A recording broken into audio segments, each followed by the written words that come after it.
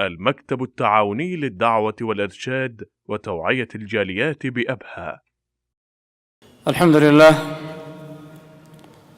لله عدد ما خلق، الحمد لله ملء ما خلق، الحمد لله عدد ما في السماوات وما في الأرض، الحمد لله عدد ما أحصى كتابه، والصلاة والسلام على نبينا وحبيبنا وقدوتنا إمام الخلق أجمعين محمد بن عبد الله، فصلوات الله وسلامه عليه وعلى آله وصحبه وسلم تسليما كثيرا. حياكم الله أيها الإخوة المباركون في هذا اللقاء المبارك، وأسأل الله جل وعلا أن يجعلنا وإياكم من أهل الإيمان ومن أهل التقوى، إنه ولي ذلك والقادر عليه. يأتي هذا اللقاء أو هذه الندوة ضمن ندوات تقيمها وزارة الشؤون الإسلامية ممثلة في فرع الوزارة بمنطقة عسير، جزاهم الله خيرا.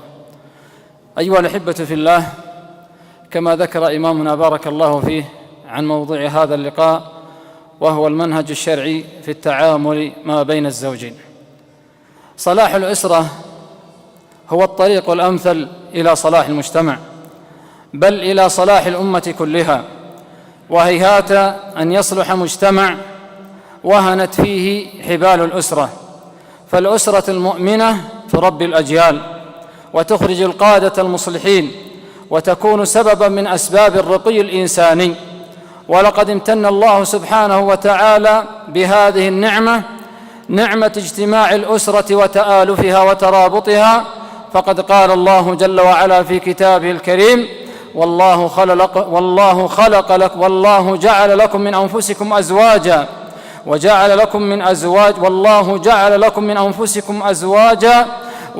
لكم من أزواجكم بنين وحفدة ورزقكم من الطيبات أفبالباطل يؤمنون وبنعمة الله هم يكفرون. إن الزوجين وما بينهما من وطيد العلاقة يمثلان حاضر أمة ومستقبلها، ومن ثم فإن الشيطان حين يفلح في فك روابط أسرة فهو لا يهدم بيتا واحدا فحسب، ولا يحدث شرا محدودا، وإنما يوقع الأمة جمعاء في أذى مستعر وشر مستطير. ولا يقوم بناء أسرة أيها الأحبة في الله، أو بناء السعادة الأسرية أو السعادة الزوجية إلا على ركنين أساسين، وهما: أولا جلب أسباب المودة واستدامتها، والثاني دفع أسباب الخلاف ورفعها. وما سنبينه إن شاء الله عز وجل في هذا اللقاء هي كما يقال إشارات، وإلا الموضوع يحتاج إلى بسط ويحتاج إلى إيضاح كثير، لكن لعلنا أن نكتفي فيما نذكر من بعض النقاط التي تكون سببا رئيسا في سير الأسرة وفي تعامل الزوجين وفي نجاح الزوجين وفي تآلف الزوجين وفي ترابط الزوجين وفي أن يعيشا هذين الزوجين أو هذه الأسرة في عيشة هنيئة مطمئنة مستقرة بإذن الله عز وجل. فأولا أيها الأحبة في الله، من الأمور التي ينبغي أن نجعلها نصب أعيننا في تعاملنا في أزواجنا قبل كل شيء تحديد الهدف من الزواج. فهناك كثير من الشباب المقبل على الزواج إذا سألته عن الهدف أو الغاية المرجوة من الزواج فإنك قد لا تجد عنده إجابة واضحة عن سؤالك، أو قد تجده يفهم هذا الزواج بأنه فهما خاطئا أو قاصرا بحسب هدفه. ولهذا من الناس أو من الشباب من يرى أن الزواج، وعموما حتى النساء كذلك والفتيات، من يرى أن الزواج متعة وشهوة جسدية فحسب، ومنهم من يرى أن الزواج سبيل للإنجاب والتفاخر بكثرة الأولاد، ومنهم من يرى أنه فرصة للسيطرة والقيادة وبسط النفوذ، ومنهم من يرى أنه فرصة للإعفاف وكسر النفس أي إبعادها عن الشهوات، ومنهم من يرى أنها عادة توارثها عن آبائه وأجداده، وقليل من يرى أن الزواج رسالة ومسؤولية عظمى وتعاون مستمر ما بين الزوج وزوجته، وتضحية دائمة في سبيل إسعاد البشرية وتوجيهها إلى الطريق السليم. والله جل وعلا قد قال يا أيها الذين آمنوا قوا أنفسكم وأهليكم نارا وقودها الناس والحجارة. ولهذا أيها الأحبة في الله الزواج في الإسلام له حكم وفوائد عديدة، منها أنه أعظم رباط إنساني يجمع ما بين شخصين وما بين نفسين، ولهذا سماه الله سبحانه وتعالى في كتابه الكريم قال ميثاقا غليظا، قال ميثاقا غليظا، وقال وكيف تأخذونه وقد أفضى بعضكم إلى بعض وأخذن منكم ميثاقا غليظا. والإسلام يعتبر الزواج شرعة دينية وسنة اجتماعية وسنة كونية. أيضا الزواج سكن وأمان، الزواج سكن وأمان سواء للزوج أو سواء للزوجة عندما تراها تقول أريد أمان وأريد استقرار. كذلك الزواج من حكمه تكثير النسل، والنبي صلى الله عليه وسلم كما في حديث معقل بن يسار قال تزوجوا الودود الولود فإني مكاثر بكم الأمم يوم القيامة، رواه أبو داود. وفيه أيضا غض للبصر وإحصان للفرج، فعن ابن مسعود رضي الله عنه أن النبي صلى الله عليه وسلم قال يا معشر الشباب من استطاع منكم الباءة فليتزوج فإنه أغض للبصر وأحصن للفرج. الحديث أيضا امتثال لأمر الله تعالى وأمر رسول الله صلى الله عليه وسلم. وأيضا أخيرا المرأة الصالحة خير متاع الدنيا، كما قال النبي صلى الله عليه وسلم في حديث عبد الله بن عمرو رضي الله عنهما أنه قال عليه الصلاة والسلام الدنيا متاع وخير متاعها الزوجة الصالحة، أو قال المرأة الصالحة، أو كما قال صلى الله عليه وسلم. وفي حديث سعد بن أبي وقاص رضي الله عنه قال 4 من سعادة المرء في الدنيا، ثم قال والمرأة الصالحة، وذكر عليه الصلاة والسلام أيضا من الشقاء قال والمرأة السوء، أو كما قال صلى الله عليه وسلم. كذلك أيها الأحبة في الله من الأمور أو الذي نجعلها منهجا في سير حياتنا وفي بناء أسرتنا واجتماع الأسرة أن يحسن الاختيار كلا الطرفان سواء الزوج أو الزوجة. وكذلك حث الإسلام على حسن الاختيار والكفاءة في الزواج وعنى بذلك كثيرا، وأقصد بذلك الكفاءة في الدين والخلق، كما قال الله عز وجل إن أكرمكم عند الله أتقاكم. وقال صلى الله عليه وسلم كما في حديث أبي هريرة رضي الله عنه تنكح المرأة ل4: لمالها ولحسبها ولجمالها ولدينها. ثم قال صلى الله عليه وسلم فاظفر بذات الدين تربت يداك، أو كما قال صلى الله عليه وسلم. بل قال عليه الصلاة والسلام في حديث آخر قال تخيروا لنطفكم وفانكحوا الأكفاء وانكحوا إليهم، أو كما قال صلى الله عليه وسلم. ولهذا أيها الأحبة في الله يقول ابن حجر اعتبار الكفاءة في الدين متفق عليه، فلا تحل المسلمة لكافر أصلا. وقال ابن القيم رحمه الله تعالى والذي يقتضيه الحكم اعتبار الدين في الكفاءة أصلا وكمالا، فلا تزوج عفيفة لفاجر ولا يعتد القرآن والسنة في الكفاءة أمرا وراء ذلك، يعني ليس بعد هذا أمر كفاءة. وهذه الكفاءة الحقيقية أيها الأحبة في الله. أما ما عدا ذلك من الصناعة أو النسب أو الوظيفة أو الغنى أو الحسب أو غير هذا، فهذا كله لا اعتبار له عند الله عز وجل بميزان الشرع وبميزان رسول الله صلى الله عليه وسلم.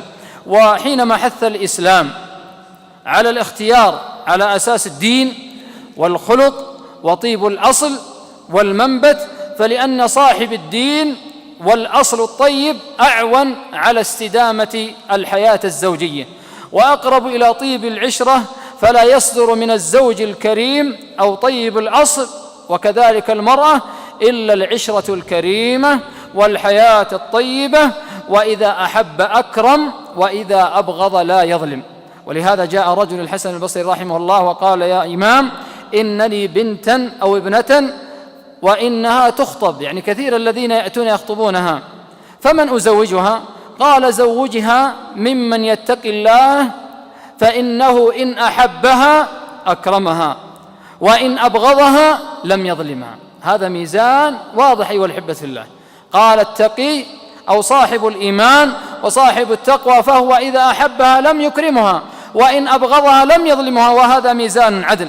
ولهذا لما أراد نوح بن مريم أن يزوج ابنته واستشار جارا له مجوسيا، فقال المجوسي أتستشيرني؟ سبحان الله، الناس يستفتونك في مسائل الدين وفي أمور الدين وأنت تأتيني وتستفتيني أو تستشيرني ممن تزوج ابنتك؟ قال لا بد أن تشير علي. فقال إن رئيس الفرس كسرى كان يختار المال، يعني ما كان يركز إلا على المال، وإن رئيس الروم كان أي قيصر كان يختار الجمال، وإن رئيس العرب كان يختار الحسب، ورئيسكم محمد صلى الله عليه وسلم كان يختار لنفسه الدين أو كان يختار الدين، فانظر لنفسك بمن تقتدي. فهذا ميزان الدين أيها الأحبة في الله. ولهذا هنا مثال لما قالته تلك المرأة العاقلة الحصينة الرزينة أم سليم الرميصاء بنت ملحان حينما خطبها أبو طلحة الأنصاري وقالت له إن مثلك يا أبا طلحة لا يرد، لكنني لن أتزوجك وأنت رجل كافر، أي أنت من حيث الصفات ممتاز، يعني من حيث الصفات كرجل ممتاز، ومثلك لا يرد، شهم شجاع فارس، لك مكانة علية عند قومك، هذا كله كلام طيب، فإن مثلك لا يرد.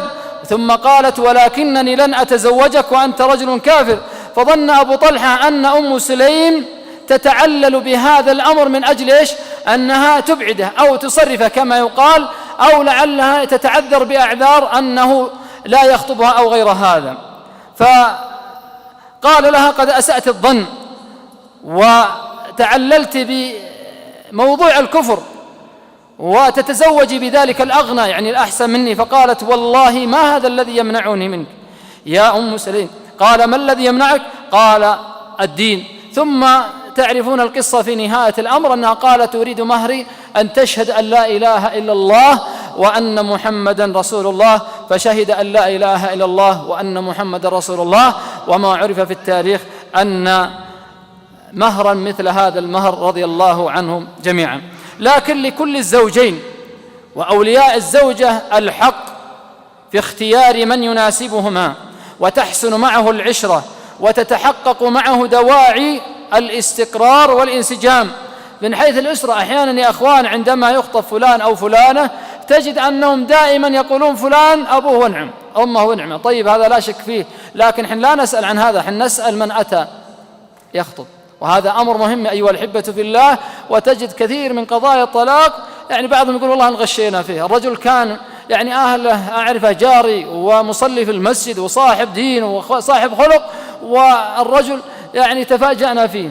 يعني أنت الآن ما تأخذ البنت جارك ولا بتأخذ الولد أو العكس. فينبغي لمثل هذا الأمر أيها الأحبة في الله أن الإنسان يحسن الاختيار لتبقى ديمومة الحياة الزوجية وليبقى التعامل الأكفى والتعامل الأسمى لاستدامة الحياة الزوجية.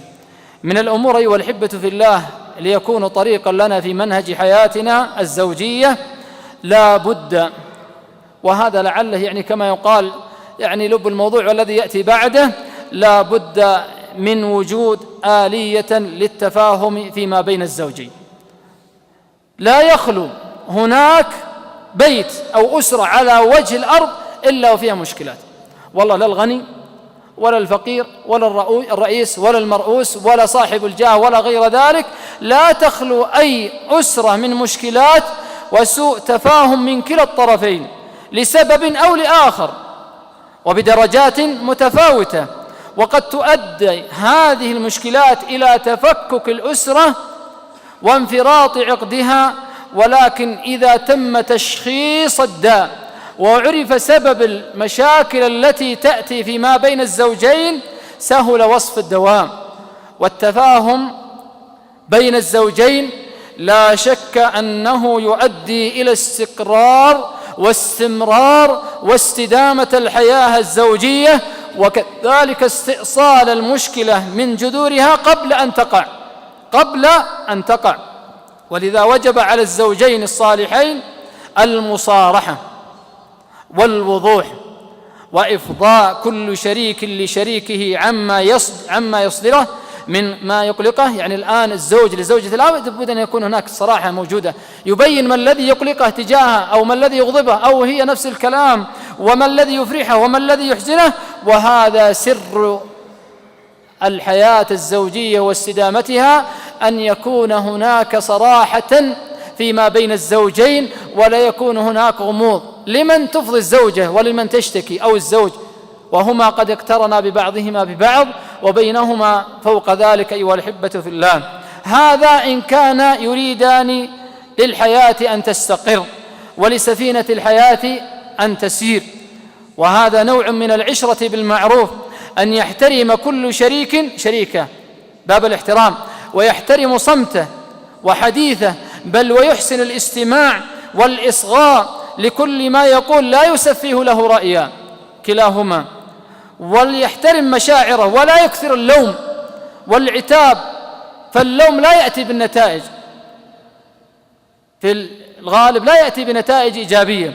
وكثرة العتاب يحطم كبرياء النفس، كما أن كثرة التجريح والتوبيخ والاستهزاء أو التهزيء يكسر النفس، ويجعل كل شريك يفتش عن عيوب الآخر ويتصيد لأخطائه. ما أصبحت هذه حياة أيها الأحبة في الله. وعلى الزوجان أن يتفقان في بداية حياتهما أن يكونا واضحين، وأن يستأصلا كل مشكلة تحدث في بيتهما. لماذا؟ حتى تستمر الحياة. ولهذا هناك آلية لا بد أن تقوم على أساس هذا المبدأ، أعني بذلك مبدأ المشاكل أو حل المشاكل. أولا، لنعلم جميعا أن الزوجان ليس معصومان من الخطأ، يعني لا تستغرب أنه يحدث خطأ من الزوجة أو من الزوج، فكلاهما ليس معصومان من الخطأ. لا بد أن يحصل هفوات، لا بد أن يحصل خطأ، لا بد أن يحصل أمر بغير قصد، والزوجة كذلك. وكثير من الرجال لا يعترف بغلطه ولا يعترف هفوته، ولا يريد كما يقال أن ينتقص من نفسه أمام زوجته، بمعنى أنه هو الصح دائما، وهذا خطأ. هذا خطأ أيها الأحبة في الله. وهذا لا بد أن يعلم الإنسان أو الزوج عندما يرى نفسه بدرجة الكمال، وأنه لا يصدر منه خطأ ولا يصدر منه عيب، فهذا ليس في الحقيقة، بل كل منه يصدر عيبا ويصدر منه خطأ، وهذا بلا شك. ولهذا كان أبو الدرداء رضي الله عنه يقول لامرأته يا أم الدرداء: إذا غضبت فرضيني، وإذا غضبت رضيتك، فإننا إن لم نفعل افترقنا سريعا. وهذا يا أخوان فعلا الإنسان عندما يحصل نفرة أو موقف أو زعل، فالذي يبادر ليست المسألة يا أخوان أنها كما يقال الإنسان يقل من قدره أو يسفه من نفسه. لا أيها الأحبة في الله، لسنا بأفضل من النبي صلى الله عليه وسلم ولا من الصحابة رضوان الله تعالى عليهم. ولهذا أيها الأحبة في الله يحكى أن أسماء بنت خارجة الفزاري لما أراد إهداء ابنته إلى زوجها فقال لها: يا بنية كوني لزوجك أمه يكون لك عبدا، ولا تدني من لا يملك، ولا تباعدي عنه فتثقلي عليه أو تثقلي عليه. الأمر الآخر في حل المشاكل الزوجية، لنعلم أن القوامة بيد من؟ بيد الزوج، ليست بيد الزوجة ولو بيد المرأة.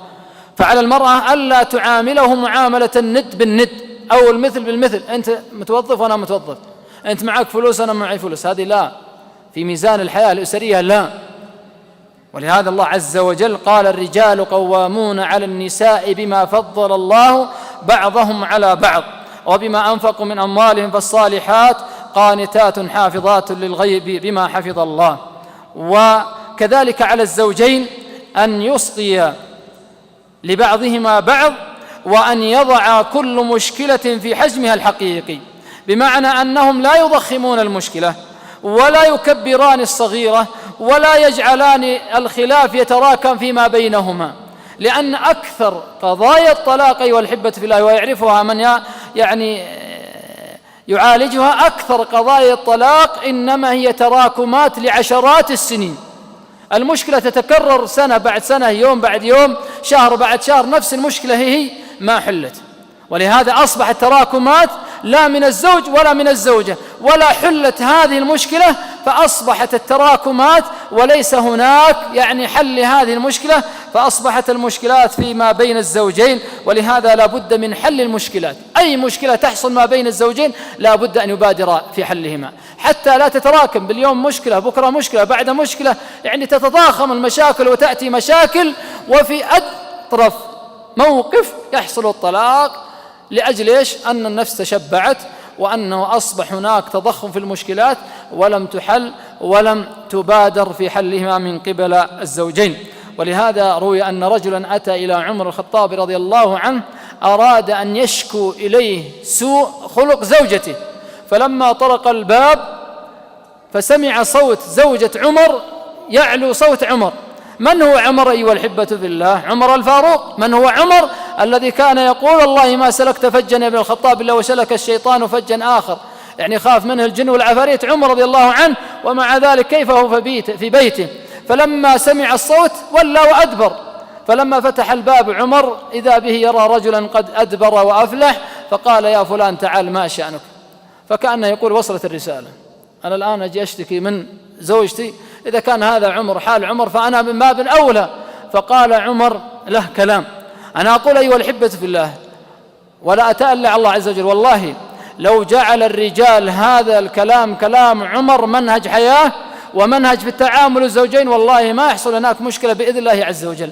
فقال عمر الخطاب رضي الله عنه قال يا أخي، شوفوا الكلام جميل، قال إني احتملتها لحقوق لها علي، ثم ذكر قال إنها طباخة طعامي، خبازة لخبزي، غسالة لثيابي، مرضعة لأولادي، وليس ذلك كله بواجب عليها، وبها يسكن قلبي عن الحرام، فأنا أحتملها لذلك. فقال الرجل يا أمير المؤمنين وكذلك زوجتي؟ قال عمر فاحتملها. ثم قال فإنما هي مدة يسيرة. كم إنسان يتزوج سنة سنتين وحصل الموت أو الفراق، أو بعد 10 15 20 سنة بحسب. قال فإنما هي مدة يسيرة. فهذا هو سر النجاح أيها الأحبة في الله، أن نجعل كلام عمر منهج حياة. أحيانا بعض الناس يا أخوان لا يعترف بشأن امرأته فيما تقوم من خدمة لقاء ما تتعب لأجله كأنها خادمة عنده، أو كأنها من سقط المتاع والعياذ بالله، نسأل الله السلام.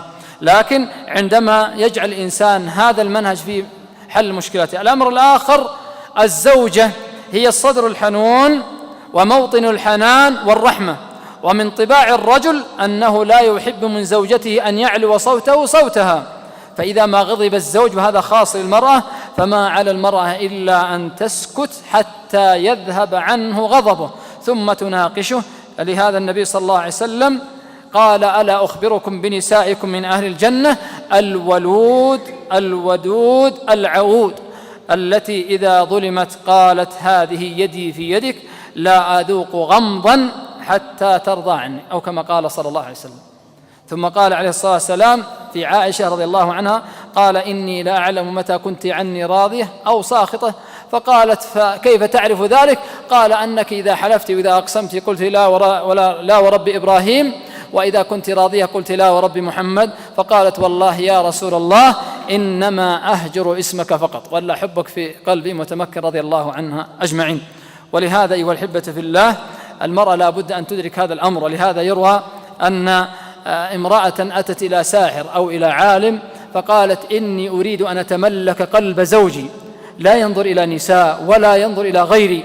فقال له الأمر صعب، وسأعطيك مسألة أو علاج إن أنت قمت به ستتملكين قلب زوجك. قالت ما هو؟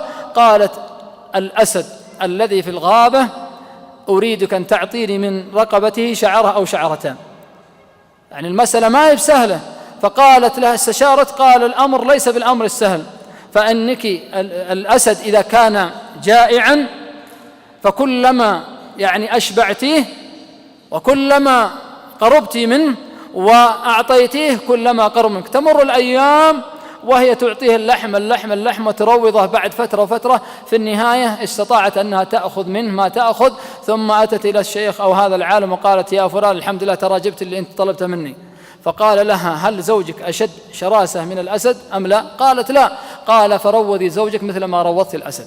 بمعنى إيش؟ المسألة تعامل، المسألة يعني حسن التلطف من الزوجين أو الزوجة أو عليهما. أيضا الأمر الآخر في حل المشكلات، على الزوج كذلك أن يتفهم طبيعة المرأة، وأن المرأة لا تملك إلا عاطفتها ودموعها فقط، وهذا طبيعي. كثيرا من النساء تقول: والله ما أملك إلا دمعتي تخرج من عيني، لا تستطيع أن تضارب أو تأخذ بالمثل أو غير هذا. طبيعة المرأة يعني حاجة المرأة إلى العطف، وحاجة المرأة إلى الحنان، وحاجة المرأة إلى المشاعر، حاجة المرأة إلى الكلمة الحانية، إلى الكلمة التي تأسر قلبها. ومما يشتكي منه بعض النساء، يعني نكون صرحاء، الجفاف العاطفي الذي يقع فيه ما تقع فيه بعض النساء عندما تقع في الأمور التي لا تخفى على شريف مسامعكم، ثم تسأل فتقول: لا أملك من زوجي إلا كأنه صنم. الكلمة النابية والكلمة البذيئة والاستهزاء والسخرية وعدم اللين. فلربما تجد من تجد بعض النساء والعياذ بالله أو حتى البنات في العلاقات المحرمة لأجل أنها تبره لنفسها، وأن هذا لا يجوز أصلا. لكن عندما تفقد العاطفة في زوجها وتجدها في طرف آخر، وهذا الطرف الآخر وذئب بشري يأخذ ما يأخذ ثم يرمي بها والعياذ بالله. فالعاطفة والحنان مطلوب من كلا الطرفان، لكن المرأة تحتاج أكثر وأكثر بطبيعة المرأة. وكذلك طبعا إذا اشتد الخلاف فيما بين الزوجين وحصل إلى مرحلة النشوز، فإن هناك يعني علاجا لهذا الأمر، فهو نصح الإرشاد والهجر في المضاجع والضرب الخفيف. وأيضا إذا اشتد يعني وصلت الدرجة إلى عدم التفاهم فيما بين الزوجين، وكما يقال وصلوا إلى طريق منغلق، فيعني كما قال الله عز وجل: فابعثوا حكما من أهله وحكما من أهلها. طبعا في النهاية إذا أغلق الباب ويعني لم يجد كلاهما للبقاء مع بعضهما البعض، فإن الله جل وعلا جعل الطلاق في نهاية الأمر مخرجا لكلاهما، ولعل الله أن يعوض كلاهما خيرا بإذن الله عز وجل. فما عليكم أيها الزوجان الحبيبان إلا أن تتحملا، فضغوط الحياة كثيرة، والحياة كلها عمرها قصير، وسوف يحول، وحالها سوف يزول، وظل سوف يزول، فهي أهون من أن يضيعها الإنسان أو الزوج وزوجته في القيل أو القال أو الهجر أو الخصام، أو يعني وجود بعض المشاكل التي تأخذ أكثر وقت الناس. ولهذا بعض النساء تشتكي تقول: من يوم يدخل البيت إلى أن يخرج كله سب وشتم ولعن، يعني ما أصبح زوج، نسأل الله السلامة والعافية. أيضا من المنهج أيها الأحبة في الله في حياتنا وفي سير حياة الزوجية واستدامتها حفظ أسرار الحياة الزوجية. حفظ أسرار الحياة الزوجية. لا شك أن أسرار البيت أمانة يجب على الزوجين المحافظة عليها، وتفريط أحد الزوجين في تلك الأسرار سيجعله محل ريبة وشك وفقدان الثقة من الآخر. يعني ما عاد يثق فيه، لا الزوج يثق في زوجته ولا الزوجة تثق في زوجها. وفوق هذا وقبله، حفظ أسرار الحياة الزوجية مطلب شرعي يتعبد به الإنسان سواء الزوج أو زوجته لله جل وعلا. ولهذا حذر النبي صلى الله عليه وسلم كما في الحديث عن أسماء بنت يزيد رضي الله عنها أنها كانت عند رسول الله صلى الله عليه وسلم والرجال والنساء قعودا عنده، فقال عليه الصلاة والسلام: لعل رجلا يقول ما يفعله بأهله، ولعل امرأة تخبر ما فعلت مع زوجها، فأرم القوم، يعني سكتوا. فقلت: إي والله يا رسول الله. قال: إنهن يقولن وإنهن لا يفعلن أو يفعلون. قال: فلا تفعلوا، فإنما مثل ذلك مثل الشيطان لقي شيطانه في طريقها فغشها والناس ينظرون إليهما والعياذ بالله. بل أنه قال عليه الصلاة والسلام: إن من أعظم الأمانة عند الله عز وجل يوم القيامة الرجل يفضي إلى امرأته وتفضي إليه ثم ينشر سرها والعياذ بالله. ولهذا عاتب الله عز وجل كما في سورة التحريم: يا أيها النبي لم تحرم ما أحل الله لك تبتغي مرضات أزواجك والله غفور رحيم. طبعا أسرار البيت ليست على درجة واحدة، أسرار البيت ليست على درجة واحدة من الأهمية، فهناك أسرار العلاقة الخاصة فيما بين الزوجين، وهذه يجب أن تحتفظ بها الزوجة وأن يحتفظ بها الزوج في بئر عميق داخلها لا يعرف أحدا سواهما. وهناك الأسرار المتعلقة بالخلافات أو المشاكل فيما بين الزوجين، وهنا تقدر بقدرها. والزوجة العاقلة، يعني هذه نتكي عليها شوي، الزوجة العاقلة هي التي تحفظ هذه الأسرار. ما هو كل مشكلة قامت تعلم لأمها، أختها، صديقتها، جارتها، ما هو صحيح، ولا تنقل منها إلا ما يعالج المشكلة. إذا كان هناك في سبيل حل المشاكل فبها نعمة، أما أنها تنشر المشاكل فيما بينه وبين زوجها فلا. ويجب ألا تبادر الزوجة إلى ذلك بمجرد حدوث المشكلة، وألا تفعل مع كل صغيرة وكبيرة، فما أكثر المشكلات التي لا تحتاج إلى تدخل من أحد، بل يصلح فيما بينهما الزوجين بمجرد حنكة وصبر ودعاء. وهناك الأسرار المتعلقة بخصوصيات البيت، يعني في شأن البيت، فهذه أيضا لا يجوز نشرها حتى لا تكون الأسرة كما يقال كتاب مكشوف أمام الآخرين، يعرفون إيش اللي في بيتهم وإيش شروا وإيش طلعوا وإيش نزلوا. وهذا حقيقة يعني من أسباب قضايا الطلاق، وإن كان المقام ليس مقام، لكن يعني حتى نربطه بالموضوع. ولهذا أيها الأحبة في الله، قال بعض المفسرين في قول الله عز وجل: وضرب الله مثل الذين كفروا امرأة نوح وامرأة لوط، قالوا أن امرأة نوح كانت تكشف سره، فإذا آمن أحد من قوم نوح أخبرت الجبابرة فقتلوه، وامرأة لوط كان لوط إذا استضاف عليه السلام أحد أخبرت قومها فيأتون فيفعلون به الفاحشة والعياذ بالله.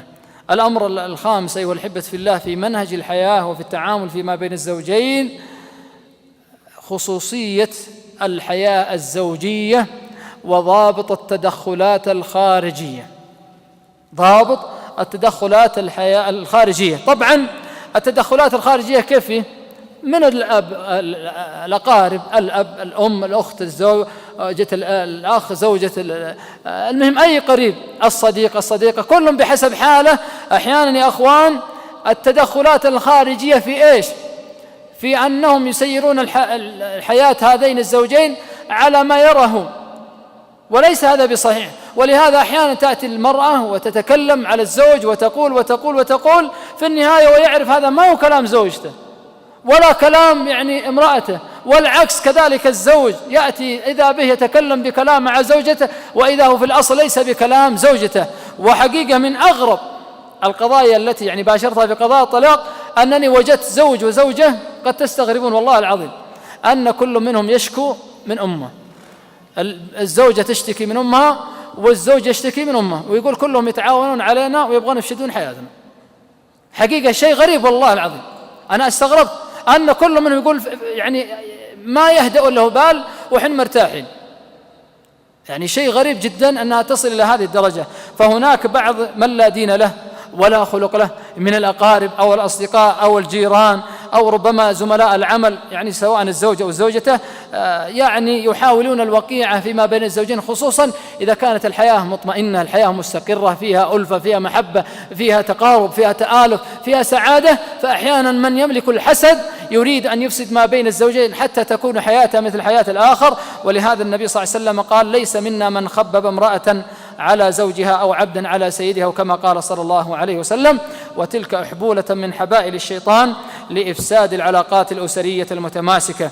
أيضا من الأمور أيها الأحبة في الله، كان في حول هذا الموضوع كان أبو مسلم الخولاني، تعرفونه، رجلا عابدا، وكانت علاقته مع زوجته علاقة قوية.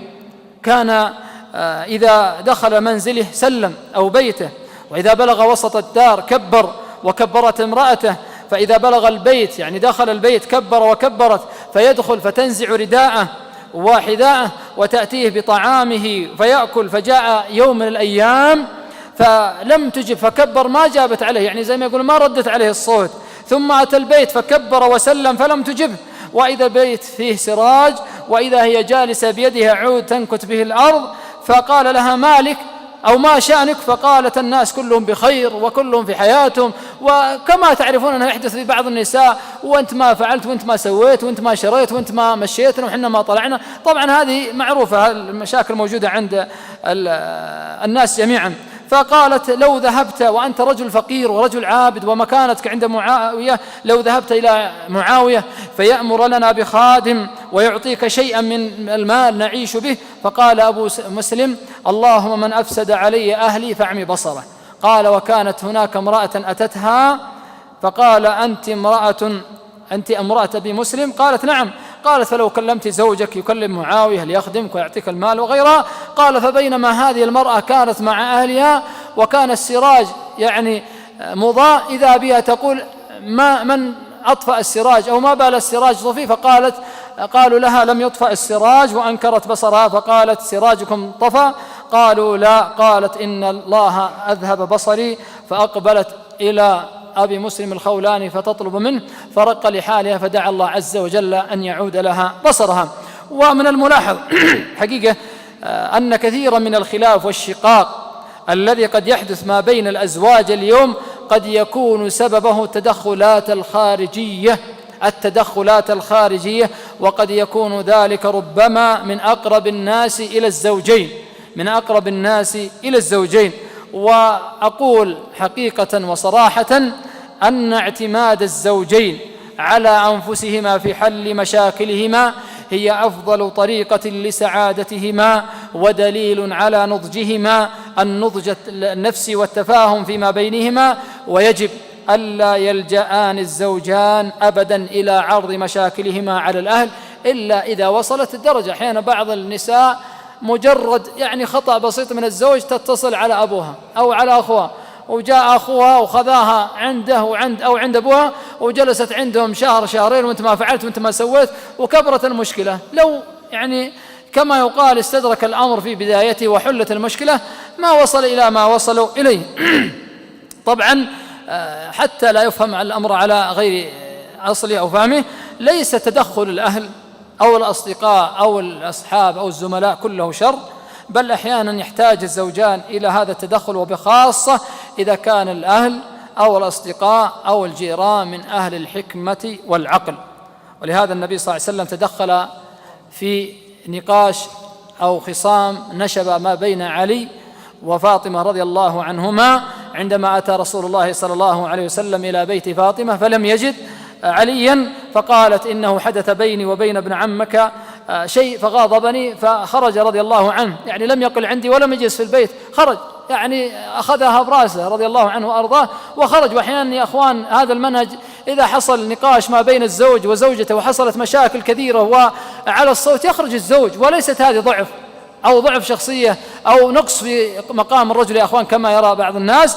المهم جاء إليه الرسول صلى الله عليه وسلم وقال للصحابة: اذهبوا إليه واتوني به. أو لحقه النبي صلى الله عليه وسلم فوجده متوسدا بردته وقد سقط رداءه رضي الله عنه وأرضاه وهو جالس على التراب، فأخذ الرسول صلى الله عليه وسلم الرداء ورده عليه وقال: قم يا أبا تراب رضي الله عنه. وصلى الله وسلم على نبينا محمد عليه الصلاة والسلام. وأيضا الرسول صلى الله عليه وسلم حدث عنده موقف، جاء أبو بكر رضي الله عنه وكانت عائشة ترفع صوتها على النبي صلى الله عليه وسلم تناقشه بحدة، فأتى أبو بكر أراد أن يلطم ابنته أو يضربها، فحال النبي صلى الله عليه وسلم كأنه يقول: الشأن شأني. فأتى وقت آخر وهما يضحكان فقال: أشركاني في سلمكما كما أشركتماني في حربكما، أو كما قال صلى الله عليه وسلم. طبعا هنا أمر ضابط مهم في تدخلات الأهل، لكن لا أريد أن أستأثر بالحديث على مقام الشيخ. الأمر الذي يليه أحبتي في الله في منهج الحياة أن يكون وجوب الوضوح والصدق والوفاء وحفظ الأمانة وعدم الخيانة. طبعا نقول هذا الكلام ليس عبث يا أخوان، كلام الله عز وجل، والله عز وجل قد أمرنا بالصدق: يا أيها الذين آمنوا اتقوا الله وكونوا مع الصادقين. والحياة الزوجية التي تقوم على الكذب وعلى الخداع لا شك أنها ستنهار سريعا، وسيصبح الوالدان الأب والأم أو الزوج والزوجة قدوة سيئة لأبنائهما. ولهذا الصدق والوضوح أيها الأحبة في الله لا بد أن يكون من أهم أركان الحياة الزوجية ومنهج التعامل فيما بين الزوجين ليستديم الحب وتدوم الحياة الزوجية. أما يكون هناك كذب، وعندما جاءت امرأة إلى النبي صلى الله عليه وسلم فقالت: يا رسول الله إن علي ضرة يعني إثم، يعني تقصد معها ضرة، فهل علي إثم إن تكلمت وقلت يعني تشبعت بما ليس عندي، يعني قلت إن زوجي يفعل بي ويعطيني ويأخذني كما يعني تفعل بعض النساء؟ فقال النبي صلى الله عليه وسلم: المتشبع بما لم يعطى كلابس ثوب زور، أو كما قال صلى الله عليه وسلم. وهذا يحصل أحيانا عند بعض النساء، تقول ذهبنا وشرينا وأكلنا وفي أعطاني وشرالي وفي النهاية ما في شيء، كله كلام، وهذا لا يجوز. أيضا حذر النبي صلى الله عليه وسلم من الكذب أيها الأحبة في الله ومن البهتان. ولا بد أيها الأحبة في الله أن نعلم أنه يجب أن يكون الصدق والوضوح فيما بين الزوجين، وألا يخون كلاهما الآخر، فالخيانة في الحياة الزوجية من أهم أسباب تدميرهما. وأنا أقول بكل صراحة وبكل شفافية، خصوصا في وجود وسائل التواصل في هذا الزمن ومواقع التواصل في هذا الزمن. أمس هذا يا أخوان يتصل أحد الإخوان ويقول: حصل بيني وبين زوجتي طلاق. لماذا؟ قال: في برنامج حملته على الجوال وكانت الزوجة يعني تشك فيه، فيعني يقول إنها استعارت اسم فدخلت معي وجرى ما جرى بيني في النهاية في الكلام، فلما عرفت يعني وضع المسألة يعني حصل بينهما طلاق، ولما عرف أنها يعني تتخونه حصل الطلاق. ولعل فضيلة الشيخ أعرف بذلك وأعلم بذلك، ولكن في وجود مواقع التواصل وأيضا في الأماكن التي يكون فيها اختلاط عمل ما بين الرجال والنساء، هذا أمر يعني ما أحد ينكر يا أخوان، إلا يعني من هو يعاشر هذا الأمر. وفي جانب قضايا الطلاق يعني أحيانا يتخون الزوج زوجته والعكس بسبب ما يراه من اختلاف، أو بما يراه من نفور، أو فيما يراه من بعد، أو فيما يراه يعني من وجود بعض الأسباب التي تجعل الشخص يعني يفتقد زوج أو زوجته. وهذا يا أخوان ليس على إطلاقه، لكن الوضوح والصراحة مطلب مهم، وكذلك لا بد لكلا الزوجان أن يتقي الله عز وجل. الأمر الذي يليها أحبتي في الله العدل في الحياة الزوجية، وكذلك العدل فيما بين الزوجات. طبعا إذا كان متزوج زوجات، وهذا مما ينبغي على الزوج أن يقوم به ويتقي الله عز وجل فيه، هذا العدل المقيد في المبيت والسكنة والنفقة، وكل منها تحتاج إلى شرح وإلى بسط. وأيضا المنهج الذي يليه أن يكون هناك وضوح في الغيرة، فامرأة لا تغار على زوجها ليست بامرأة، وكذلك الزوج الذي لا يغار على زوجته ليس بزوج، لكن بضابط، وبضابط الشرع الذي لا يخفى عليه شريف مسامعكم. أيضا كذلك من المنهج في التعامل ما بين الزوجين الوضوح في تربية الأبناء، لا يكون كل منهما مشرق والآخر مغرق، فلا بد أن يتحدان في تربية الأبناء ليخرج جيلا يكون لهما بإذن الله عز وجل نافعا بعد موتهما. الأمر الأخير يعني طبعا احنا استعجلنا في الكلام هذا ولا تحتاج إلى بسط. الإهمال حقيقة يعني بدون حياء في الدين في العلاقة الجنسية أو في الفراش، وهذا أمر ينبغي أن يحرص كل من الزوجين أن يبدو جميلا في نظر صاحبه لئلا يتنافر وليزداد قربا وتآلفا، وأعظم طيب الماء وأعظم تجمل النظافة. ولهذا وصف النبي صلى الله عليه وسلم أنه كان يرجل شعره، وكان يكثر دهن رأسه ويسرح شعره، وأنه كان كثير الاحتكال عليه الصلاة والسلام، وكان كثير الاستياك وكثير التطيب. ولهذا لم يشم عن النبي صلى الله عليه وسلم رائحة تكره عليه الصلاة والسلام. وإذا كان المسلم أو الزوج يطلب من زوجته أنها تتجمل له، فكذلك المرأة أو الزوجة تطلب من زوجها أن يتجمل له. وما أكثر النساء اللاتي يشتكين من أزواجهن الذين يعني يقعون في الدخان أو في الشمة أو غيرها من الأمور التي لا تخفى على شريف مسامعكم. ولهذا إهمال الزوجين في نفسه أو أحدهما في نفسه يؤدي إلى وجود خلافات بينهما، ويتبع هذا الإهمال التزين والتجمل. وكذلك يعني كما قال ابن عباس: إني أحب أن أتزين للمرأة كما أحب أن تتزين لي، أو كما قال رضي الله عنهما. وأيضا نهى الإسلام المرأة عن امتناعها لفراشها إذا دعاها زوجها، فالنبي صلى الله عليه وسلم قال: أيما امرأة دعاها زوجها وباتت إلا وبات زوجها غضبانا عليها إلا باتت الملائكة تدعو عليها أو تلعنها الملائكة في بعض الروايات. وهذه النصوص يتبين أنه لا يجوز المرأة أن تمنع نفسها أو تمنع زوجها إذا دعاها للفراش ولو كانت في شغل شاغل، إلا أن يكون لها عذر شرعي مما يعذر منه العذر، إما حيض أو نفاس أو مرض مما تعذر به المرأة في هذا. وبعض النساء حقيقة تريد أن تغيظ زوجها فتتعذر بأعذار، يعني إما أن تكون مرهقة أو تكون مثلا تريد إغضابه أو تريد يعني نرفزته ومن هذا الأمور، وهذا لا يجوز. والنبي صلى الله عليه وسلم قال: 2 لا تجاوز صلاتهما رؤوسهما، عبد آبق من مولاه حتى يرجع إليه، وامرأة عصت زوجها حتى ترجع، كما قال صلى الله عليه وسلم.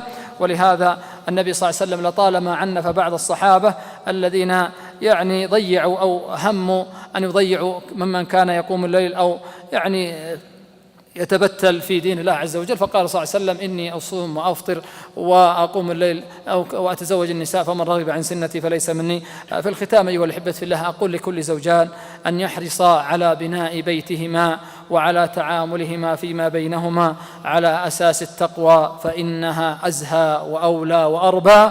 فإن من أحاط بيته بالمحرمات أذن بحلول الشقاء وحلول التعاسة في البيت، لأن الذنوب تعسر الأمور وتوحش القلوب بين الزوجين، وكلما كان الزواج أقرب إلى الصواب كان أحرى بالتوفيق، ولأن المعصية تجلب الهم والغم وتولد الشقاء والتعاسة وتجلب سوادا في الوجه وقسوة في القلب، وتتبدل السعادة إلى شقاء والحب إلى كره وإلى غير ذلك، وتجعل المرء مغيبا في سجون شهواته ونزواته، ولن ينال العفو والمعافاة إلا بالإنابة إلى ربه ومولاه والرجوع إلى الله عز وجل بالتوبة والتصحيح في علاقة الإنسان فيما بينه وبين ربه ومولاه. ولهذا أيها الأحبة في الله، المعصية شؤم، كما يقول أحد السلف الصالح: إني لا أعصي الله عز وجل فأرى شؤم ذلك في خلق زوجتي ودابتي. فعلينا أن ندرك جميعا أن أهم الأسس التي تقوم عليها السعادة الزوجية والمنهج الحق هو الإيمان بالله تعالى وحسن الاتصال بالله وكثرة الطاعات في البيوت وكثرة الطاعات في ذات الشخص نفسه، في ذات الزوج أو في ذات الزوجة، ليدوم الوئام وليدوم العيشة بإذن الله عز وجل. كذلك أن يقوم كل منهما بواجبه في الحقوق التي هو مكلف بها، سواء حقوق الزوج على زوجته أو حقوق الزوجة على زوجها. حقيقة الموضوع طويل ولن نأتي به، لكن أسأل الله سبحانه وتعالى أن يصلح نياتنا وذرياتنا وأن يصلح أحوال المسلمين والمسلمات. أترك المجال لفضيلة الشيخ وفقه الله تعالى، وإن كنا حقيقة ليس مثلنا من يتحدث أمام فضيلة الشيخ ومقام الشيخ، لكن جزاه الله خيرا ورفع قدره، وأسأل الله جل وعلا أن يفتح عليه. وجزاكم الله عنا خيرا. قد قلت ما قلت، إن كان صابا فمن الله وإن كان من خطأ فمن نفسي والشيطان، والله ورسوله بريئان، والله أعلى وأعلم وأعز وأحكم، وصلى الله وسلم وبارك على نبينا محمد. بسم الله الرحمن الرحيم. الحمد لله رب العالمين، وصلى الله وسلم على نبينا محمد وعلى آله وصحبه وسلم تسليما كثيرا. أما بعد، فالسلام عليكم ورحمة الله وبركاته. جزا الله الشيخ خيرا على ما بذل وأوضح ونبه، وهذا الموضوع مهم جدا، لأنه يعني حال كل بيت من بيوت المسلمين وكل أسرة من أسر المسلمين، بل كل بيت من بيوت المتزوجين وأسرة من أسر المتزوجين. ولا شك بأن صلاح الزوجين ينتج عنه صلاح البيت، صلاح الذرية، وصلاح الذرية صلاح المجتمع، وصلاح المجتمع سعادة لا شك. ولذلك يا أحبتي، ينبني أو تنبني السعادة في البيوت على معاشرة كل واحد من الزوجين للآخر بالمعروف، وأداء حق كل واحد منهما للآخر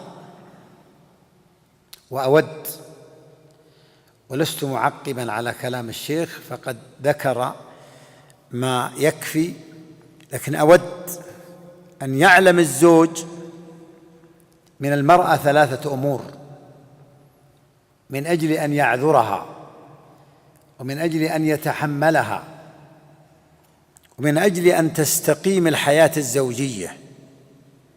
الأمر الأول أن المرأة خلقت من ضلع أعوج.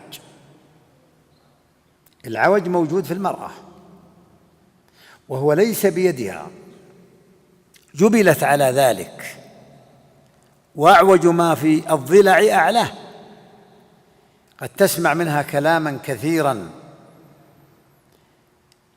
تتألم لسماعه وتستغرب أن يكون من زوجتك، لكنها خلقت من ضلع أعوج. إن أنت ذهبت تقيم هذا العوج كسرته، وهو الطلاق، وإن أنت أبقيته تمتعت بها على عوج، وهذا أمر معلوم وينبغي بأن يعلمه الزوج. هذا واحد. الأمر الثاني أن تعلم بأن المرأة تترك الصلاة أسبوعا كاملا في الغالب 7 أيام، وتركها للصلاة 7 أيام بناء على وجود العادة عندها. ترى صلاة واحدة تترك، ترى تغير مسيرة الحياة عند الإنسان، يكون عنده اختلاف كثير في التعامل. ولذلك 35 صلاة تتركها، لابد تغير في أسلوبها، لابد تغير في نمط حياتها، لابد أن يكون منها إساءة، لابد أن الصلاة تضبط الإنسان ضبط شديد، نعمة من نعم الله عز وجل على الإنسان. حتى في مواجهة المصائب ليس هناك أعظم من الصلاة. يا أيها الذين آمنوا استعينوا بالصبر والصلاة. إن الإنسان خلق هلوعا إذا مسه الشر جزوعا وإذا مسه الخير منوعا إلا المصلين. فتعذر المرأة، تجيها كذلك أحوال كثيرة مثل الوحم، مثل الحمل، تغير نفسيتها، فانتبه لهذه المسألة. الأمر الثالث أن عندها نقص في العقل. عقلك مثل عقلها كم؟ 2 ترى ما هذه سبة لها، لا، هكذا جبلت المرأة على هذا، جبلت ولا بد تتحملها. هل أنت تجعل ميزان عقلها مثل ميزان عقلك؟ أنت عندك عقل كامل وعندها نصف عقلك. وقد بين عليه الصلاة والسلام وش نقص عقلها، قال شهادة الرجل بامرأتين. فينبغي أن تراعى مثل هذه الجوانب وينتبه لها الرجل. ويجب على المرأة كذلك أن تعلم بعظيم حق زوجها عليها، حق عظيم. النبي صلى الله عليه وسلم سمى المرأة عند الرجل إيش؟ مملوكة، عوان عندكم، يعني إيش؟ يعني أسيرات. وقال الله عز وجل وألف يا سيدها، من هو؟ زوجها، فلقبه بإيش؟ سيد. يجب أن تعلم عظم مكانة الزوج عليها. قال النبي صلى الله عليه وسلم لو أمرت أحدا أن يسجد لأحد، يعني بشر يسجد لبشر، لأمرت الزوجة أن تسجد لزوجها من عظم حقه عليها. أمر ما هو سهل حقيقة. بل ينبغي أن تعلم المرأة بأن زوجها جنتها وإيش؟ أو نارها. إذا اتقت ربها وأطاعت زوجها وصلت 5 وصامت شهرها وطاعت زوجها فلتدخل ايش؟ الجنة من أي الأبواب. لكنها لا يستغل الإنسان مثل هذه الأمور فيكلف المرأة ما لا تطيق، لا. والسعادة بين الزوجين تجعل البيت الأسري متماسك قوي. لكن إن لم يكن بينهما سعادة ولم يكن هناك قيام من كل منهما بحق الآخر أصبح البيت إيش؟ زعزع. الأولاد عندهم زعزعة، الزوج عنده زعزعة، الزوجة عندها زعزعة. يعني انظر إبراهيم عليه السلام لما جاء إلى زيارة ابنه إسماعيل في مكة جاءه ولم يجده، وجد زوجته. قال كيف حالكم؟ كيف أنتم؟ كيف أموركم؟ يسأل الزوجة عن إيش؟ عن بيتهم. كيف أنتم؟ قالت بشر حال، بسوء حال، بكذا بكذا. قال إذا جاء زوجك فبلغيه مني السلام وقولي له يغير عتبة بابه، لأنها مبنية على إيش؟ البيت على مشاكل زعزعة. هي الآن تشكوه، تقول نحن بشر حال، ما بين انسجام. قال قولي له يغير عتبة بابه. رجع مرة ثانية وجاء إسماعيل وقالت جاء رجل كذا وكذا وكذا. قال ذاك أبي يأمرني بطلاقك، الحقي بأهلك. رجع مرة ثانية سأل زوجته الجديدة كيف أنتم؟ قالت نحن بخير حال وفي أحسن حال. تفضل. الحمد لله وصلى الله وسلم على نبينا محمد عبد الله. فجاء المرة الثانية قد غير زوجته، سألها قالت نحن بخير حال وبأحسن حال. قال سلمي لي عليه وقولي له يثبت. كون الأولى يعني تشكو من سوء العشرة وليست منه هو، منها هي، وهذه تثني بحسن العشرة. قال ثبت، والأولى غير. ويعني ينبغي أن يعلم بأن عمل المرأة في بيتها، لا تخرج لخارج البيت إلا لضرورة، ولغير ضرورة لا. الله يقول وقرن في بيوتكن. وبين في هذا على أن القرار في البيت من المرأة الصالحة علامة على طاعتها لله عز وجل وطاعتها للرسول صلى الله عليه وسلم وإقامتها للصلاة وإيتائها للزكاة. قال وقرن في بيوتكن ولا تبرجن تبرج الجاهلية الأولى وأقمنا الصلاة. لكن متى؟ بعد القرار. ولعل مما يعين على إقامة الصلاة القرار في البيت وأقمنا الصلاة وآتينا الزكاة وأطعنا الله ورسوله. وقد قال عليه الصلاة والسلام قال والمرأة راعية فين؟ في بيت زوجها. تحسن. كم تخرج المرأة الصالحة للمجتمع من الصالحين؟ من وراء الإمام أحمد؟ أمه. من وراء الشافعي؟ أمه. من وراء البخاري؟ أمه. من وراء سفيان الثوري؟ أمه. وراء كل رجل عظيم امرأة. فلا بد بين الزوجين من العشرة بالمعروف، لا بد. ويجب على الرجل أن يقوم بالعشرة المطلوبة، ويجب على المرأة أن تقوم بحق رعاية زوجها على الوجه المطلوب. ولا يستغل الزوج أن القوامة بيده فيسيء للمرأة، لا. الله قال ولهن مثل الذي عليهن بالمعروف، لها واجب. وقال النبي صلى الله عليه وسلم خيركم لمن؟ شوف سكت يوم قلت في حق النسوان. خيركم خيركم إيش؟ لأهله وأنا خيركم لأهلي.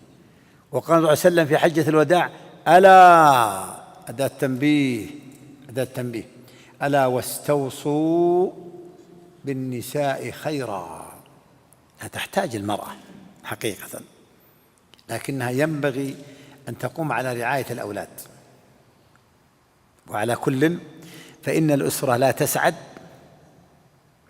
إلا بثلاثة أشياء: الأول صلاح الزوج، وصلاح الزوج نابع من أمرين: إذا أتاكم من ترضون من دينه وخلقه، هذا صلاح الزوج. والشيء الثاني صلاح الزوجة، قال: تنكح المرأة لأربع: لدينها ومالها وجمالها ونسبها، فاظفر بذات الدين. وقال عليه الصلاة والسلام: كل الدنيا متاع وخير متاعها المرأة الصالحة. والأمر الثالث صلاح الأولاد. لكن من أين يأتي صلاح الأولاد؟ من صلاح الزوج والزوجة. قال عليه الصلاة والسلام: كل مولود يولد على الفطرة فأبواه يهودانه. ما قال يسلمانه لأنه مسلم، لكن قد يكون عامل انحراف،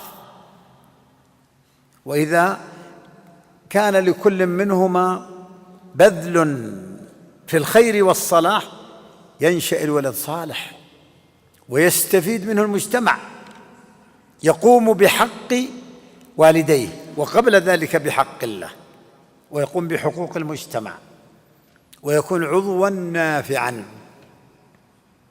ماذا قال إبراهيم لما طلب الولد؟ ربي هب لي من إيش؟ الصالحين. ماذا قال زكريا؟ ربي هب لي من لدنك إيش؟ ذرية طيبة. ادع في صلاح الولد واجتهد في ذلك. صلاح الأولاد بصلاح الأبوين، ولا شك بأنه يترتب على ذلك جهد لا بد أن يبذل. أسأل الله عز وجل أن يقيم البيوت المسلمة على أساس من الهدى والإيمان والتقوى والمعاشرة بالمعروف، وأداء كل واحد من الزوجين لحق الآخر، إنه على كل شيء قدير. صلى الله على نبينا محمد. سائل يقول: السلام عليكم ورحمة الله وبركاته. أخذت في عطلة الربيع التي كانت قبل أسبوعين عمرة، وعندما سعيت عدد 3 أشواط كان عندي سكر والخوف علي، فخرجت وأخذت عصير ورجعت وأكملت الأشواط ال4 الباقية، ولم يكن تأخيري أكثر من 20 دقيقة، فهل علي شيء؟ تقبل الله منك ومن كل مسلم يعمل عملا صالحا. أنت الآن تسأل عن الموالاة في السعي. الموالاة في السعي شأنها واسع، لا يشترط مثل ما يشترط في الطواف. الطواف لا بد من الموالاة، ولذلك فرق بين أن الإنسان يقطع الطواف بعذر أو بغير عذر. فإن قطعه بعذر فيبني على ما مضى، والشوط الذي فيه العذر يعيده من أوله، لأنه لا بد من الموالاة. وإن قطعه لغير عذر بطل كله. لكن أما السعي فمجاله واسع، كونك تبقى 20 ساعة 20 دقيقة للضرورة للحاجة لا حرج، وسعيك صحيح ولا حرج في ذلك، لأن حتى موالاة السعي بعد الطواف فيها مجال أوسع. وأنت الآن يعني إنما تأخرت من أجل عذر، والعذر هو الذي أخرك، فلا شيء عليك، وعمرتك صحيحة إن شاء الله. أحسن الله إليك. يقول بعض السامعين يقول أن زوجتي ما تتغير ولو فعلت ما فعلت، فما توجيهكم لذلك؟ أنت عندك يأس، ويأسك شديد. كيف ما تتغير؟ أليس أن الله كل يوم هو فيه؟ لا إله إلا الله. أليس أن الله عز وجل يعني لين الحديد لداود وأذاب النحاس لسليمان ولين الحجر لموسى. كيف ما تنفع؟ ما ينفع. إنه يمكن أنت اللي ما ينفع فيك شيء، ولا هي يمكن ينفع فيها لكن أنت اللي يمكن ما ينفع فيك شيء. أن الآن سمعنا منك لكن ما سمعنا منها هي، يمكنك أنت أشد. ليش تقول ما تنفع؟ لا ينفع إن شاء الله. ولا تيأس أبدا، بل إني أقول غير أنت، تراك إذا غيرت تتغير. الأمر الثاني، هي اللي دقت عليك الباب وقالت تعال، ولا أنت اللي دقيت عليها الباب وقلت تعالي؟ سكتوا. ها من هو اللي دق ولا لا؟ أنت اللي رحت تأخذها من عندها. لا، ليش ما تسأل؟ ليه ما تسأل؟ والواجب أنك تسأل كيف هي وإلى آخره. ما دام أنك أنت اللي رحت تطلبها من أهلها اصبر عليها. الصبر طيب. بينكم أولاد غالبا، وإذا كان بينكم أولاد ينبغي بأن تتحمل.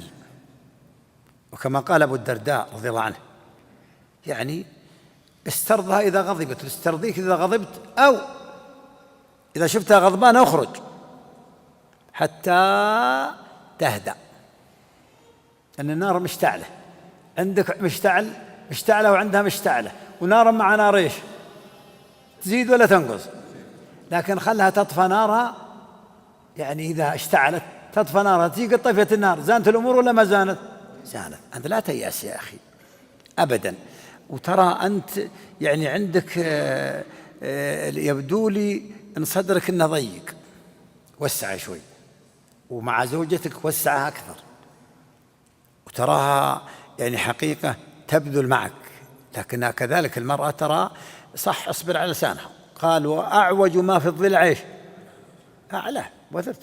والأمر الآخر ترى المرأة بين النبي صلى الله عليه وسلم بأنها تكفر النعيم، اصبر عليها. ترى مثل هذه الأمور موجودة عندها، اصبر عليها. قال اطلعت على النار فرأيت أكثر أهلها النساء. قيل لما يا رسول الله؟ قال يكفرنا. قال كيف يكفرنا؟ يكفرنا بالله؟ قال لا، يكفرن العشير.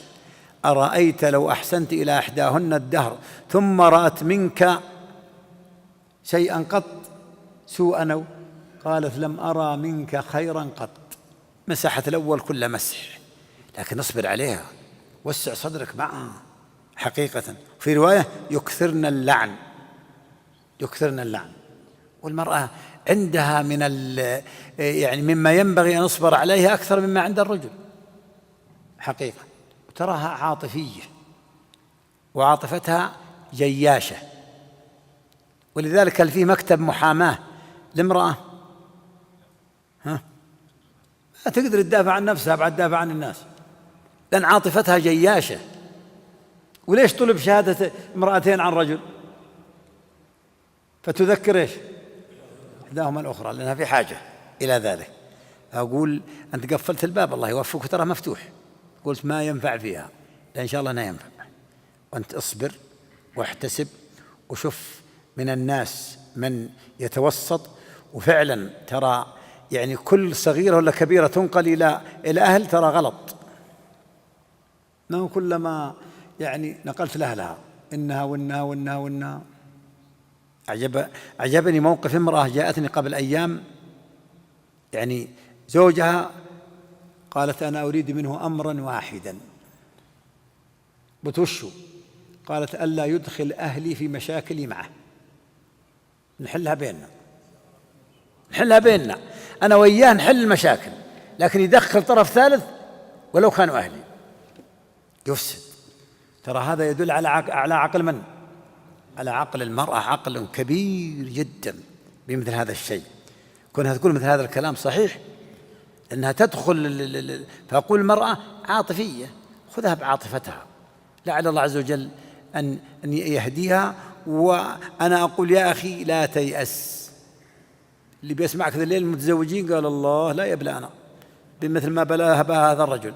ما بصح يا أخي، بعدين عشرتها معك يمكن سنوات. يعني أحيانا بعضهم تجلس مع زوجها 35 سنة يسرحها. إيش يسرحها؟ يطلقها. الدولة إذا خدم عندها إنسان 20 سنة تعطيه إيش؟ والله ما يبغونها الأزواج، لكن وترتوبها. إيش تعطيه الدولة بعد 20 سنة؟ تقاعد. 35 سنة طلقها، 40 سنة تطلقها. الله يقول ولا تنسوا إيش الفضل بينكم. وترى المرأة تراها تندم أحيانا، تقول اسمح لي، تراني والله أني قلت كلام لكن اسمح لي. ضغوط شيطانية تحملها، وسع صدرك شوية، استرضها، ما تقابل النار بالنار، وهكذا.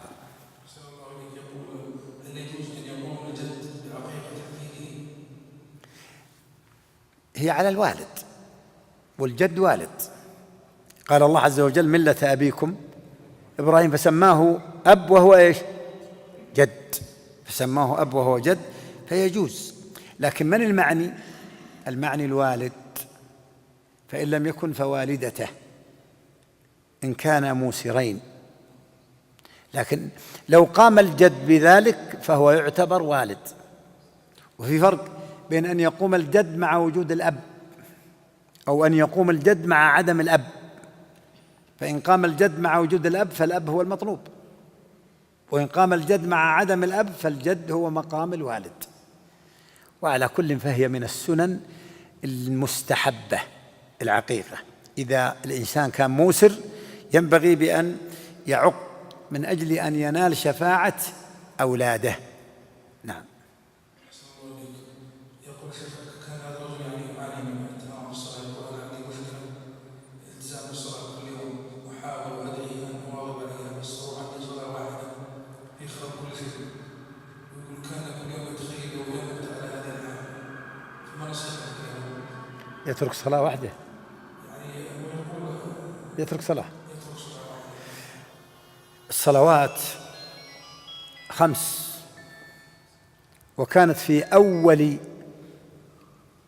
الأمر 50، والله عز وجل خفف عنا 9 أعشار 50. 9 أعشار، كم بقي؟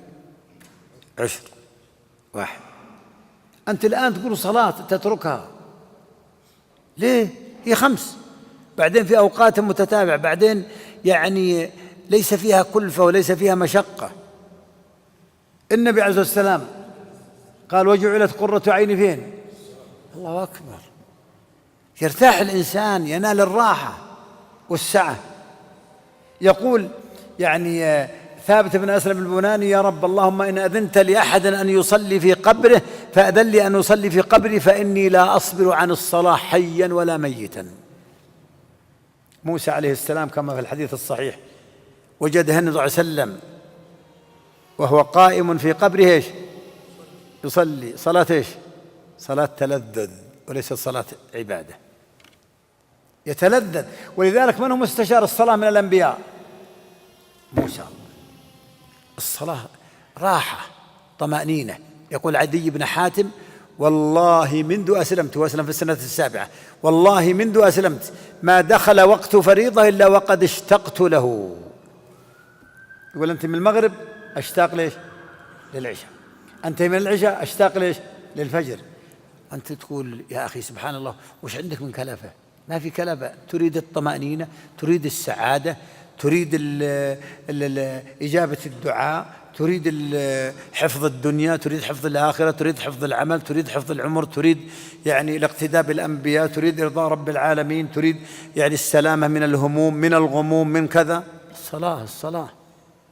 الصلاة أنت إن شاء الله إذا أقبلت عليها ستجد اللذة. وجدت ولا ما جدت أنت مكلف بها، لكنها في الأصل غير شاقة على النفس وغير شاقة على الناس. فندعو هذا الإنسان وغيره ممن يتكاسلون عن الصلاة أن يتقوا الله ربهم. ترى ذكر المولى في كتابه بأن أهل الكسل عن الصلاة هم المنافقون. وينهم؟ في الدرك الأسفل من النار. ليه؟ لأنهم أهل كسل ولا يأتون الصلاة إلا وهم كسالى.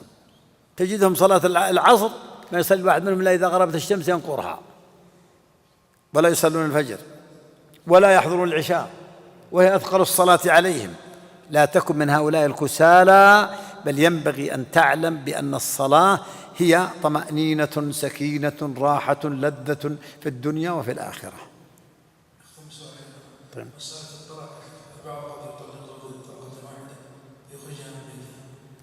الطلاق الرجعي هو أن يطلقها الزوج طلقة واحدة أو يطلقها طلقتين. فإذا طلقها الأولى ما يخرجها من بيتها ولا تخرج، من أجل أن تبقى أمامه فهي على عصمته وهي زوجة له حتى تنتهي العدة.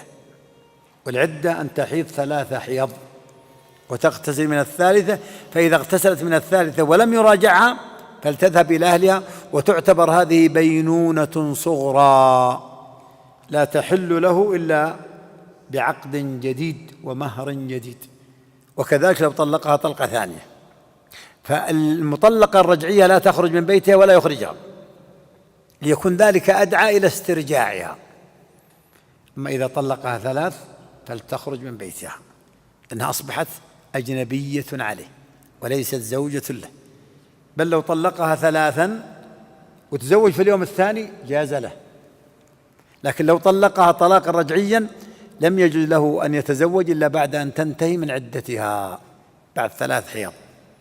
فالمرأة التي تبقى في البيت هي المرأة الرجعية اللي مطلقة 1 ولا 2. أما التي طلقت بائنا بينونة كبرى فتخرج لأنها أجنبية عليه ولا تبقى، لكن هذه تبقى لأنها زوجته، يكون ذلك أدعى إلى رجوعها. لكن أما من طلقها 3 فليست زوجة له، وإنما تخرج لأنها بانت منه بينونة كبرى. صلى الله وسلم على نبينا محمد وآله وصحبه وسلم.